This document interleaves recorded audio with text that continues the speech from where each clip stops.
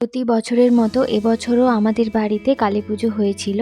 আর আমার মা বাড়ির ভেতরেই এই কালী পুজোর জন্য প্যান্ডেলটি বানিয়েছিল।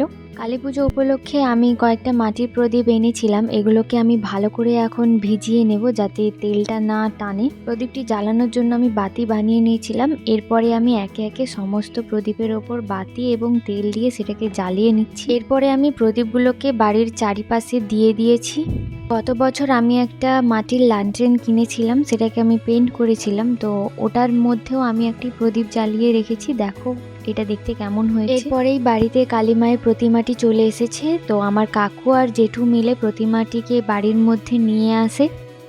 এটা ছিল এবছরের কালী মায়ের মূর্তি। কেমন হয়েছে তোমরা অবশ্যই জানিও। এটা হচ্ছে আমার বাড়ির বাইরের ভিউটা, যেখানে আমি রাস্তার মধ্যে রঙ্গোলি করে তার মধ্যে প্রদীপ জ্বেলেছিলাম।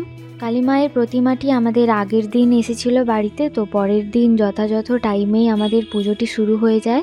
এদিকে আমরা সবাই বাজি ফাটানোর জন্য রেডি হয়ে গেছি, তো আমরা বাজিপত্র সব কিছু নিয়ে বাইরে বেরিয়ে আমরা বাজি পোড়ানো স্টার্ট করে দিই। কালী পুজোটা অনেকদিন আগেই শেষ হয়ে গিয়েছে, ভিডিওগুলো আমার এডিট করা হয়নি, তাই জন্যে এটা আমি এখন পোস্ট করছি এডিট করে। আমরা সমস্ত ভাই বোনেরা বাইরে গিয়ে বাজি ফাটাচ্ছিলাম এবং বাজি ফাটানো হলে আমরা যখন ভেতরে আসি তখন প্রায় আমাদের পুজোটা শেষ হতে যায়।